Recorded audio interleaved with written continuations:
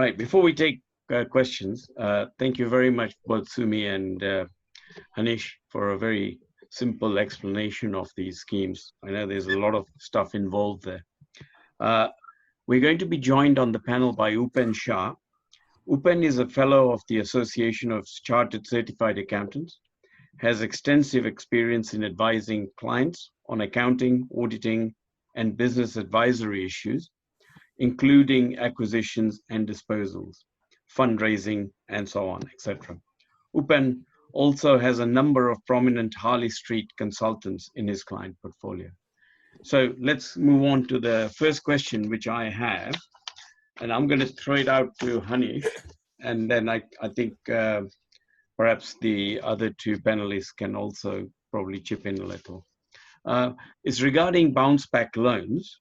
So it's a two-pronged question.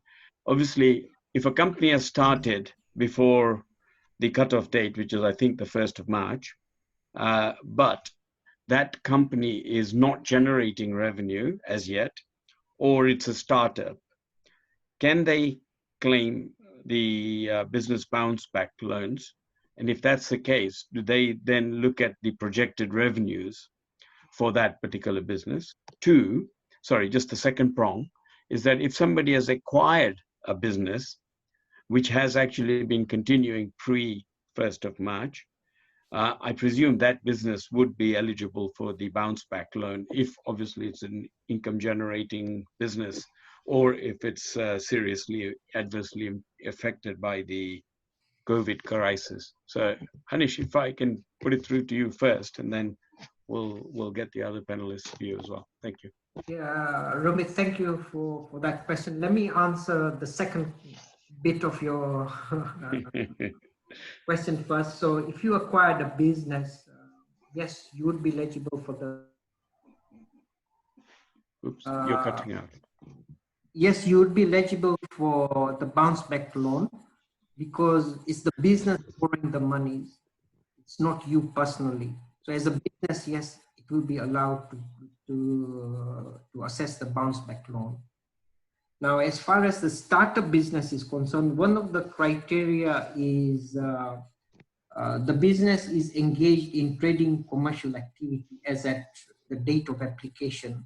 So whether you were generating income or not, I don't think that is an issue, as long as you are a trading business or with the intention of trading. Accept this loan. Do you want to add anything?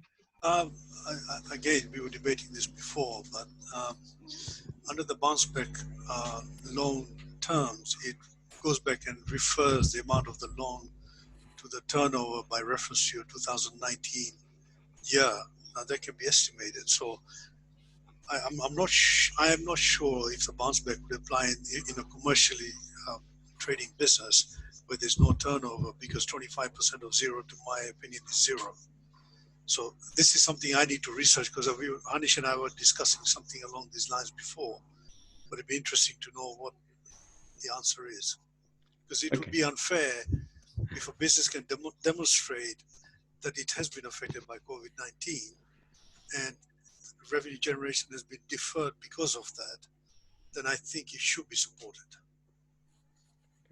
Perhaps we can look at that offline and we can add it on later on. Sure. Thank you. Shandip? Okay. So question for Sumi. Will there be any change, or has there been any changes to an employee that would have started with the company on 15th of March, but their first salary and RTI submission would not have been until 31st of March, when the salary payment would have been made? I don't understand in terms of changes. The employee would have been on the payroll as at the 19th of March, which is the date that the furlough scheme, sorry. I'm sorry, I don't understand the question actually. I don't know, does that make sense to you? I think you are along the right lines. Yeah, I think so. I think Yeah, the you are on the question. right lines there. Yeah. It probably does refer to the furlough scheme, but I'm not 100% sure. I think think Sumi was it right. does. Yeah. Sumi was right. I think if Can they're I? on the payroll on the 19th of March, technically, even though he hasn't been paid previously, he was on the payroll on 19th of March, or she was. So I think he or she would qualify for furlough. Yeah. Yeah. Upen, your volume is a bit low. So Sorry, shall I shout? Can you hear me? no, now we can hear you. That's better. Thank you. Yeah. Sandeep, was the question to do with a new employee joining on the 15th of March? Yeah. Yeah, so the answer to that is if an employee joins, say in March, 15th of March, say an employee joined on 15th of March. So as long as RTI submission was made by 19th of March, then you can put him on the follow scheme. But if your RTI submission was made on 31st of March, then you cannot follow that particular. That's exactly what he said. It was made on the 31st of March. It's very unfair, but that's what the rule is. And we have come across such a situation for even people who are paid annually. Right. You pay them at the beginning of the tax. There's no RTI submission on 19. So there are also things which are not right, but that's what the rule is. Okay. Yeah, I think that's that's what clarifies it, because the person's come back and said that's not letting them actually claim. So obviously that must be the reasoning for it. Nirmal, you had a question? Yeah, I have a question for Sumi. Just a quick question on employment and furlough. Can an employer force a employee to take their annual leave instead of furlough, instead of being made furlough? Is that legal? But I think the question also, the one thing is that in the employer's right interest at that point? I mean, obviously they're taking the holiday, so the employee loses the chance to take their annual leave at a later date.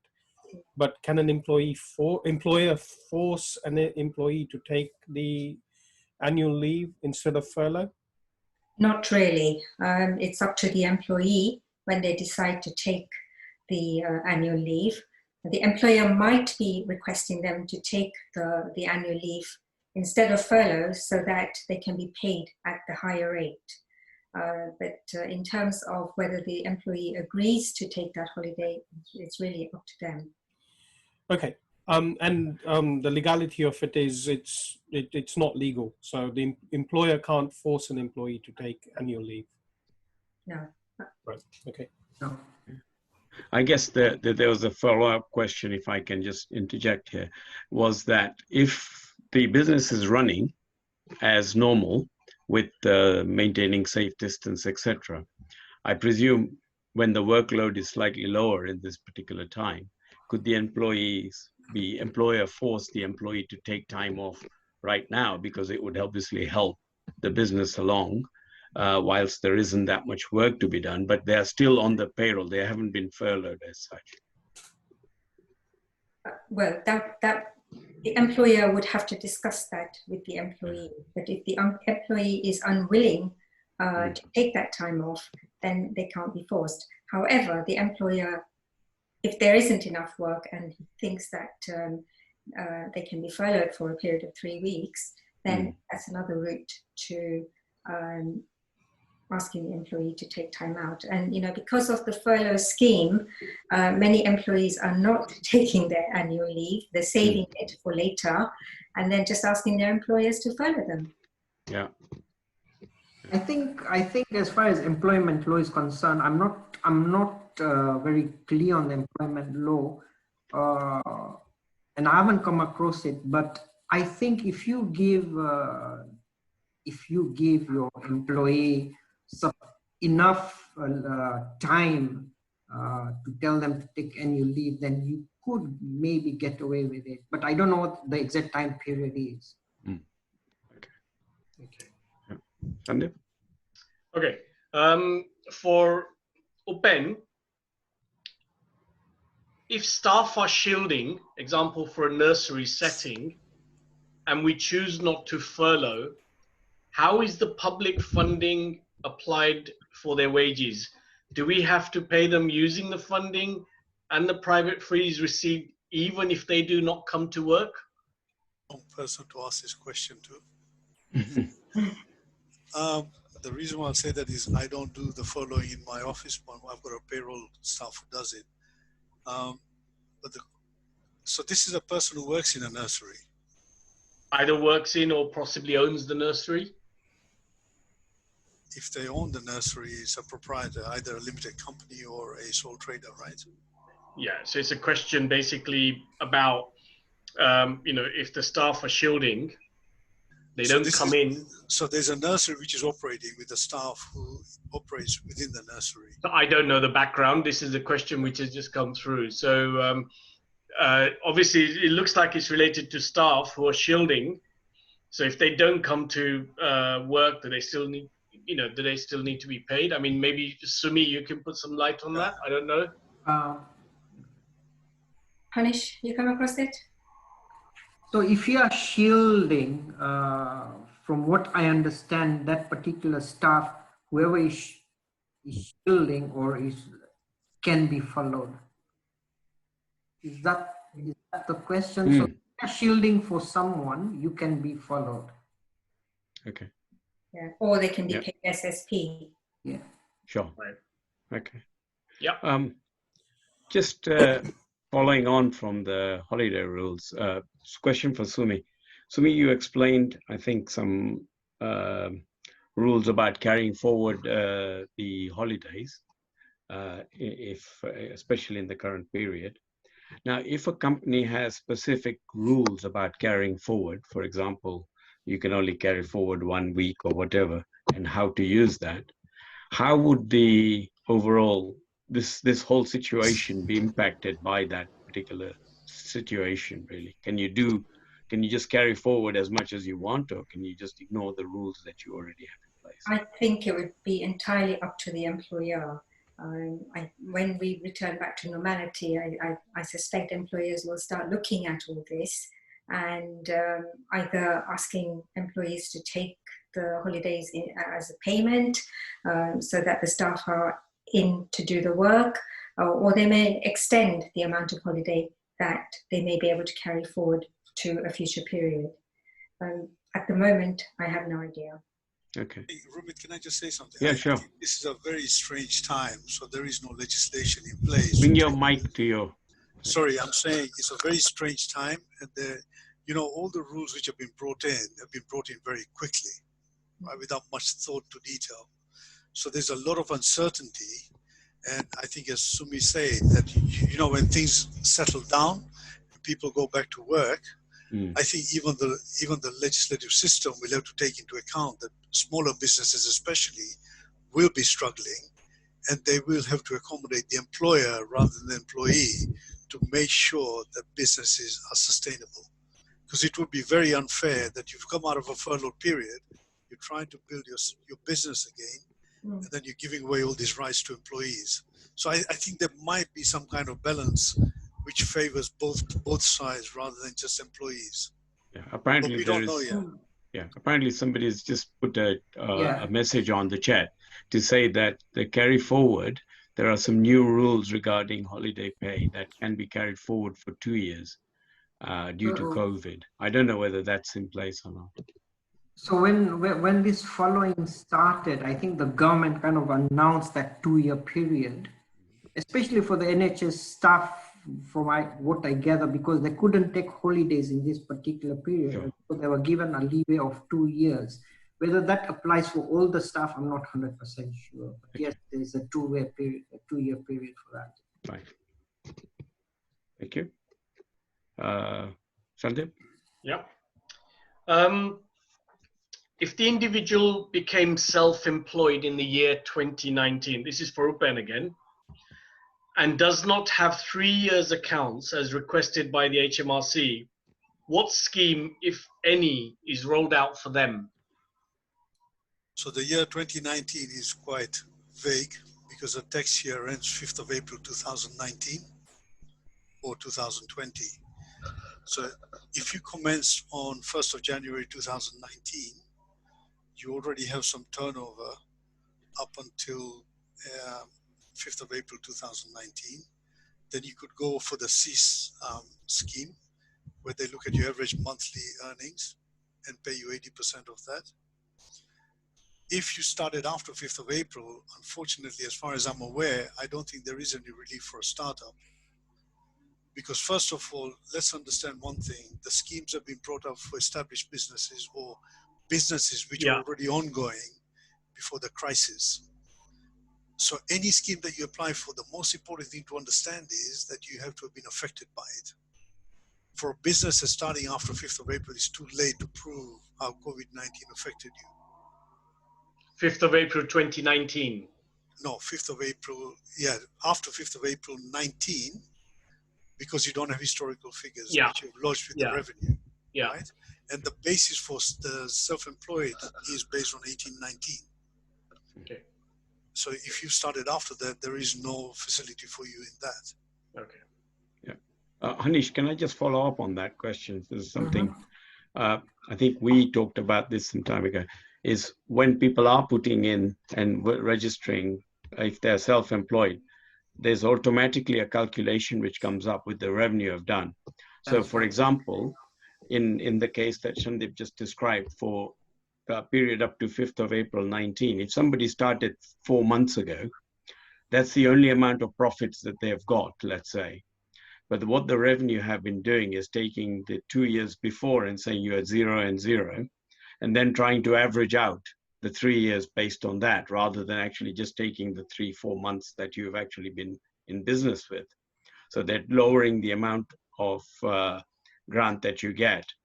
And I think what you have to do is you have to go back to the revenue, and presumably you'll have to say, well, actually, I only started this date and the number of months I've done is so much, and you'll see my monthly turnover is this. So my average monthly turnover is X amount, or profit, sorry, I should say. Is that correct? Rumit, I think you're probably on the right line, but the first thing, one of the criteria is you should have submitted your 1819 tax return. Yeah, yeah. So if it's someone new who is self-employed, they might not have submitted the 1819 tax return. Well, no, sorry, I'm talking as somebody who's asked the question. They have actually submitted everything. So they've submitted, let's say, 4 months worth of up to the 5th of April. So as long as you have submitted your 1819 tax return, then you will be eligible for it. Now, in terms of the calculation, it depends on if he had just commenced his self-employment, say for 4 or 5 months, then they will take an average of those 4 or 5 months. Right. They won't take an average of 3 years. They will take an average of 3-4 months.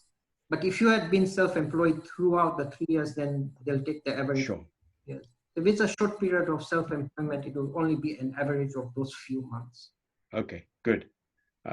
Nirmal? Yeah, I have a question for Sumi again. Is there a special criteria for eligibility of calculation of the coronavirus job retention scheme grant for employers who are in receipt of income from government bodies? So we're talking about nurseries or NHS dental practices or pharmacies. If there are any, what rules and options do they have? Okay, I think this is one for Hanish. Sorry, Hanish. Yeah, so this following has been peculiar. So if you're getting any sort of government assistance, for example, let's take an example of an NHS dental practice. So if it's purely an NHS dental practice, then this following doesn't apply to the NHS dental practice, because the NHS will be giving the practice the monthly pay. If you understand how dentists work, they get a monthly NHS payment from the NHS. So if you want to get that NHS payment according to the contract, you have to keep your staff in employment. And if you keep them in employment, then you can't follow them, and that means you don't get the CJRS claim. Now, if you look at a different scenario where you say have a mixed practice, which is private and NHS, and I think that's what your client is referring to, there's special rules for that, although they are still in debate of how you do the apportionment. So say it was a 70% private practice and 30% NHS practice. So you look at your 1920 total payroll cost, and you kind of apportion it 70-30. So the 30% is, you can claim only a maximum of up to 70% of your total wage cost. 30% you can't claim because it is NHS. So people have been using different criteria to work out that proportion. So you do your claim based on proportion basis, 70-30 or whatever the proportion is between NHS and private. Because if you want the NHS to give you your income still, then you can't follow your staff as far as NHS staff are concerned. But in practice, you know, if you have a staff, they might be doing a bit of NHS, a bit of private. You can't follow that particular employee 70-30. You have to use some special criteria to do that apportionment or calculation. I think it's a specialist area, but yes, there are ways of doing it, and it's best to kind of contact your advisor. And if you are, say, a dentist, you can also contact the NHSBCA or your BDA, and they will be able to guide you. But it's still a very gray area, and there's no right or wrong answer.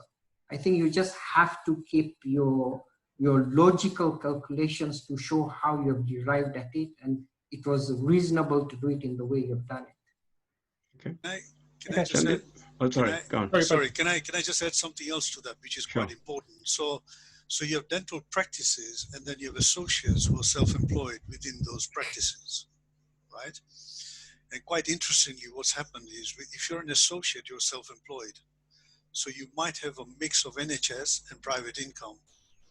And strangely, what they have done is under this self-employed income support scheme, they're averaging your profits based on your NHS and your private income, so long as you can demonstrate that you're not able to do any private income, you're not able to do any private practice. And if you can demonstrate that, which most dentists or associates can, then they still get 80% of their profits, so long as their profits are below £50,000, paid to them under this grant, which is phenomenal. So out there, whoever's listening, if you're an associate earning less than £50,000 and you're doing private work as well as NHS work, then you'll be able to claim a grant based on your total profit at 80%. So if I was you, I would check that and make sure you make that claim. Good. Okay. Sandeep? Good advice, Upen. Upen, staying with you, in the self-employed scheme, is it taxable profits? Everything you read so far talks about trading profits, and understand one thing: taxable profits are by tax year, accounting profits are by the year you choose to end your trading period. And by reference to wherever I've read, I read it to be your trading profit and not taxable profit. And I'll give you an example here. So you could have £100,000 of trading profit, but if you decide to buy capital assets which are eligible for annual investment allowance of £75,000, then in that year your taxable profit would be £25,000. And in my opinion, it would be unfair for a business which is earning £100,000 of profit, trading profit, to be eligible for the scheme when I don't think the intention was for that. So you can't have your capital investment determining whether you can claim or not claim. So the reference is, and I keep coming back to this was all rushed. All of this legislation or all these support systems are rushed without thought. And everywhere you read, it talks about trading profit, which is your accounting profit rather than, in my opinion, rather than your taxable profit. Does that answer it? I hope so. I hope you could hear me. Yeah, no, that was fine. Yeah, that was good. Yeah, okay, we can hear you, definitely. We are definitely running out of time. I'm going to just take a couple more. If I can take this one.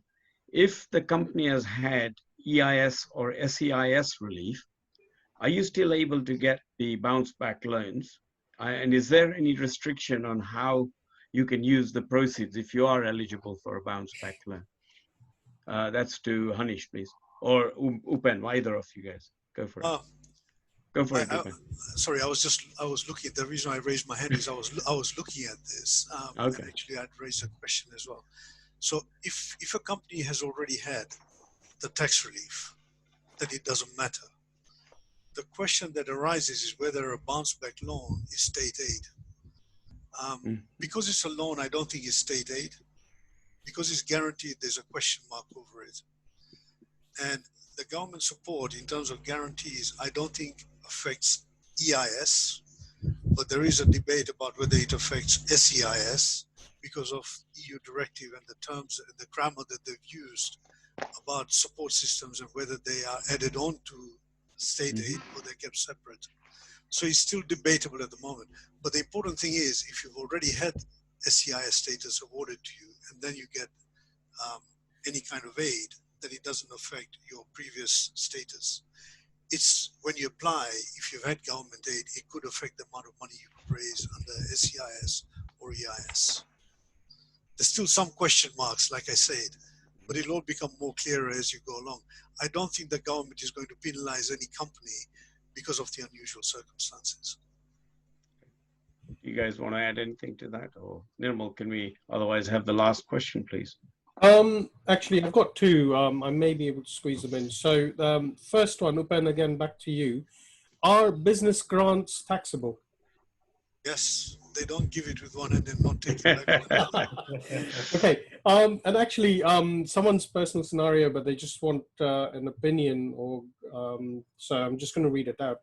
So this is an individual whose accounts are prepared up to the 31st of December each year, and the SE grant will be received in the year to 31st 12/2020.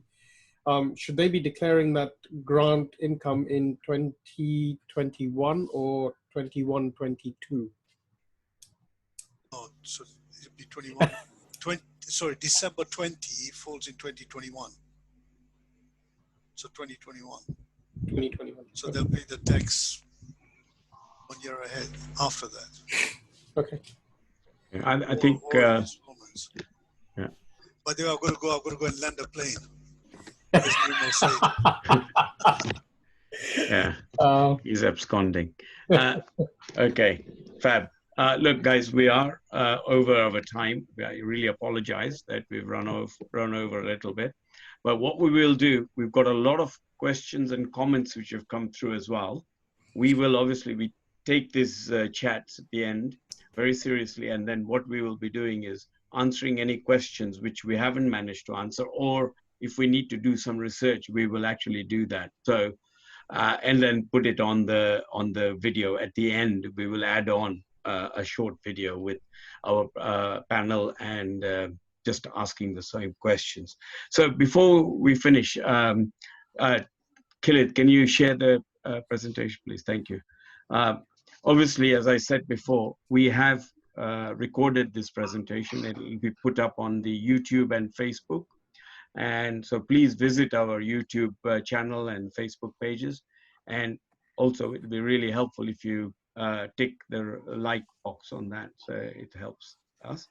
Secondly, we're also, as you know, we're helping our elderly, vulnerable, and those in isolation and key workers. This is the poster that we have and the helpline number. If anybody needs any help, please call this number. And if you move on one slide, the next one is, if you need any further information from today's webinar or any of our other webinars, please call or SMS or WhatsApp our helpline number, and we'll try and answer that. Our next webinar, very important, is on pensions on Sunday. Extremely important subject for those who have not been looking at their pension arrangements, or if they have been looking, and especially in the current scenario, if anybody is going to be made redundant or whatever, at least this is something you should really look at. So please join us, register. I think everybody's had an email with the link to register, so please do that, and we will look forward to welcoming you all. And as I mentioned early on, we will be sending out an email in the next day or so with respect to a specific webinar for those who are trustees of charities or involved in working with charities. So please we look at that and register, and then obviously we'll try and work out the date. So that's the next event after the pensions one. It won't happen this week. And if you have any further suggestions for future webinars, please email us at cat8webinars@gmail.com. And thank you very much for attending today. Be safe, stay alert, control the virus, and save lives. Goodbye.